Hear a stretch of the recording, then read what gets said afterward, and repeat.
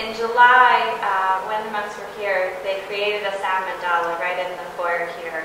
And we had 850 people come in that week and experience the creation of this beautiful work of art and experience the presence and the calm and compassion and friendliness of that experience. And when it was over and the sand was swept up and taken to the river, we were standing here in this space with the board that had the remnants of the sand, the remnants of the drawings, this beautiful blue color that was painted on it that Keith actually had made. And he looked at me and said, you know, I would love to keep this myself, but I don't really have a place to put it.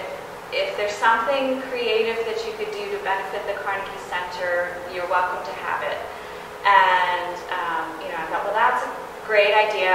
And the first people I thought of are Russel and Shelley Hulsey, who've been friends of ours for years and are wonderful artists who live in Louisville and have a great understanding of Buddhist tradition and are just wonderful, compassionate people themselves. So I talked to them and said, would you be interested in taking this mandala board and creating a work of art from it that we then could use to benefit not only the Carnegie Center but the Tashi Kyil Monastery?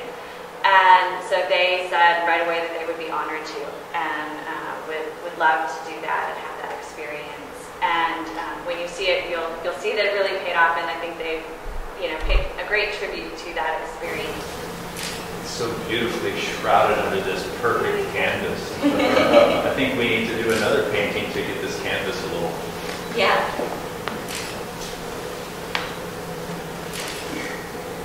Actually, Russell and I are both artists. We both are painters originally. We have moved into many other mediums, and Russell has really been doing a lot of reading, studying philosophy, and he's been writing for a number of years now. And I enjoy his poetry daily because he'll send me pieces and I'll read them and kind of have the honor of maybe critiquing them, but there really isn't much to critique. But this is one of the recent I don't know about works. that. This is one of the recent works that he did. When we got this piece, when Karen actually told us about this project, and we really took that in and wanted to honor that.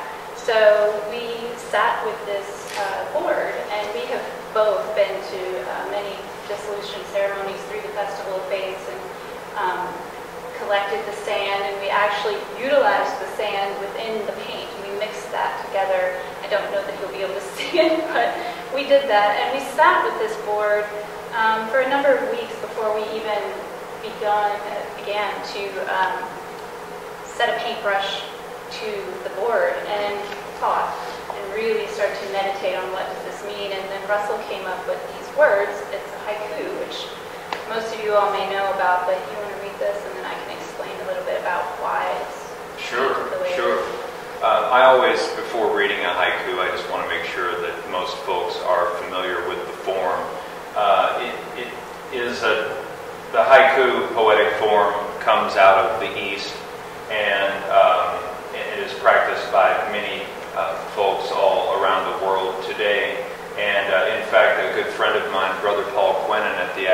Gethsemane is a wonderful poet, and he writes haiku every day of his life. And I'm not quite that prolific, but I do enjoy writing haiku. It's a very active meditation for me. And so when I thought about my meditative practice personally, and in discussions with Shelley about how we felt about the power of this world peace mandala, and in particular the symbolism, the direct metaphor of the dissolution ceremony, pointing to the transience and the impermanence of life, I decided my way of working was, I wanted to find the center of the work, which literally is right here, and on the original Sen mandala, there was a globe, a graphic illustrative globe of the planet Earth, and then 4 animals, an elephant, a monkey, a hare or a rabbit, and a bird. And this points to a very old, what I'll call a folk tale that is told in their particular tradition. But in summation, I think it has a lot to do, at least for me, with whether you're an elephant or a monkey or a hare or a bird, no matter what lineage you are or the differences that you may have externally, that we're all on the same quest and that we all affect one another and that we can all help one another. So this elephant, monkey, hare, and bird are traveling the globe. And I literally came up with the idea, well, it's a circle, so that's the letter O. And I put the O right here in the exact spot where the monkey is holding the bird, or the bird is placed. And then from the O, I built a line out from that, which is 7 syllables in the haiku form. Soft language of empty space. That was, for me, that was a poetic line about what I achieve to aim in a meditation when I'm ultimately trying to find some sense or semblance of emptiness beyond forms. And so from there, I developed the next line, tongue set to stillness. That's the action, or inaction, rather, that would lead you to this point. And then from there, what's the natural outcome? I have said enough. Ironically enough, I have to speak a whole lot to talk about me not having said enough. But life is certainly a grand paradox. So that is the way that the haiku was formed. And I just want to say that at the end, when Shelley is finished speaking, if you'd like to come up and investigate it even more closely, you will see that we rubbed back much of the paint in select areas, and you can see certain symbols from the monk's original drawing, in particular the head and a light body outline of the elephant. Speaking about what these words say, thinking about language and how we communicate with one another, the reason we chose this color is not only because we're thinking about the earth and things like that. It has a lot to do with the throat chakra, which is the chakra which communication is formed, and we think you all are chanting, we're writing, but the idea is that not all of us speak the same language, but we understand through our communication, whether it is through music, writing, song, or for Russell and I, through painting. We feel that we can express ourselves through this vehicle, which we call painting, and are able to share with the world. And what we hope is, to acknowledge peace and to acknowledge the idea of expansion and expanding our knowledge. I think that this piece really does convey that. If you obviously can read English, we can read the poem.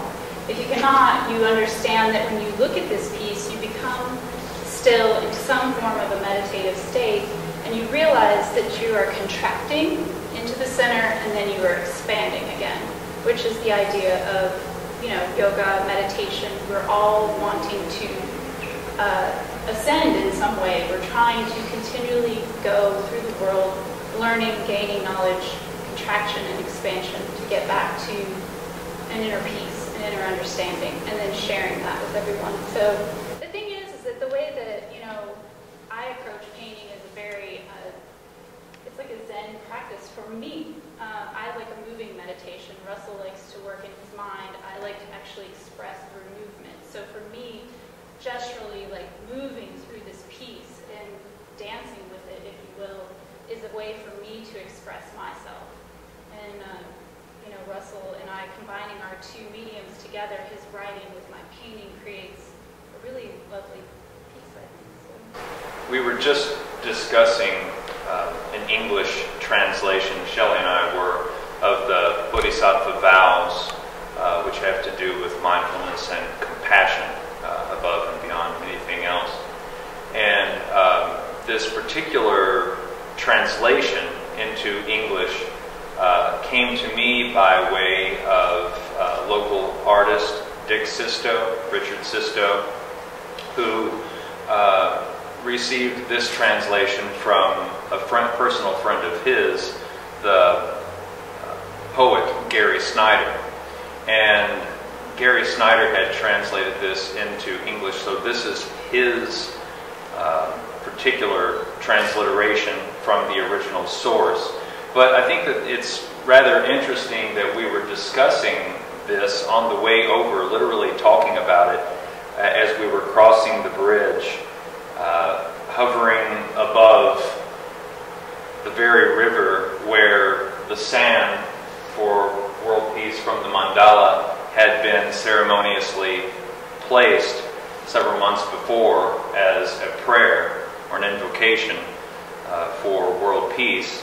And it's really, Karen had just come to the studio the other day, and we to pick up the work, and we were thinking, my mind started thinking, I wonder how far, truly how physically far those granules, those individual granules of sand have traveled. How have they migrated? And I was thinking, is it a half hour downstream? Is it 2 hours downstream? Where are they? And I still don't truly know the statistic, but I'm sure it's in the great ocean of consciousness right now. And so with that having been said, in terms of traveling, you know, that sand is making its way into the world metaphorically as a prayer for peace. And of course the Bodhisattva vows, which have traveled to the United States and have been translated into English, they are once again all about cultivating an inner peace. And they go as such. There are 4 of them. And it is, beings are limitless. I vow to enlighten them. Obstacles are endless. I vow to cut them down. The Dharma gates are immeasurable. I vow to master them.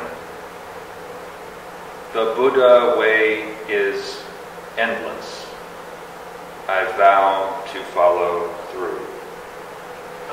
Lastly, in closing, at least on my part, it has truly been of the highest honor for Shelley and I to be able to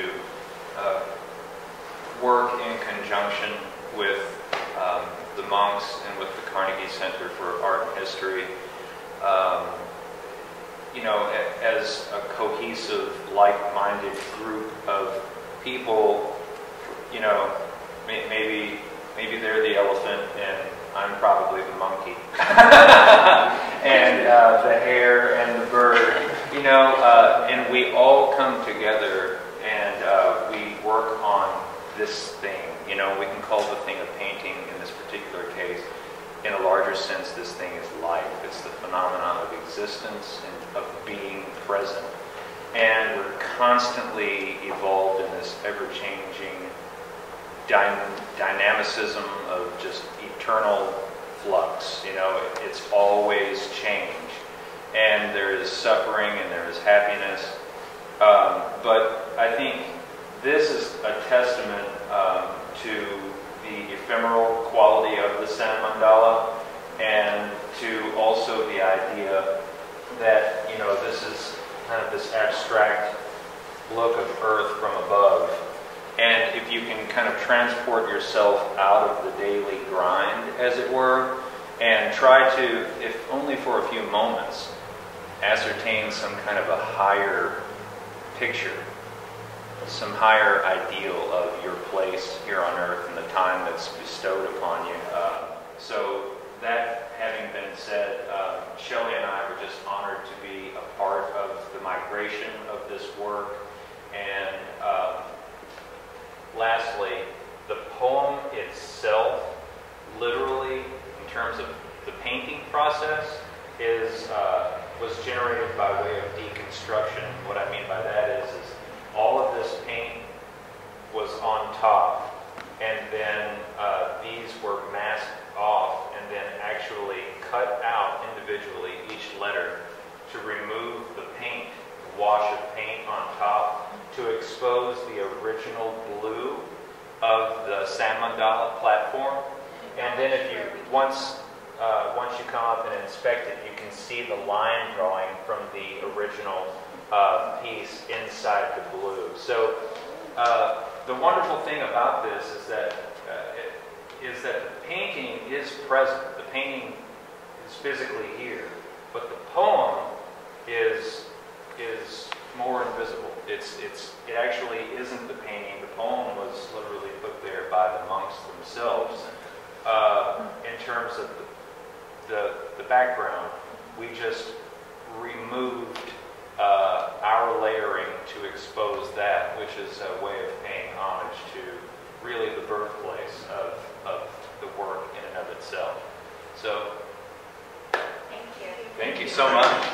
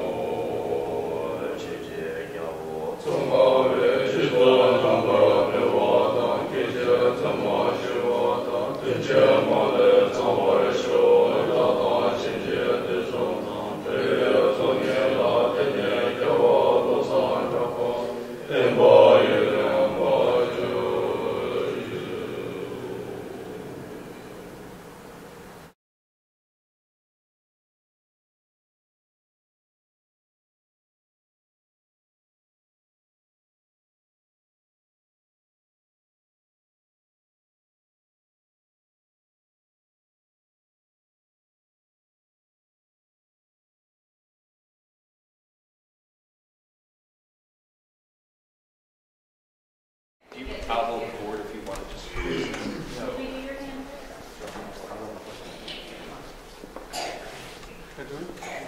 Only one hand? Yeah, one hand. There we go.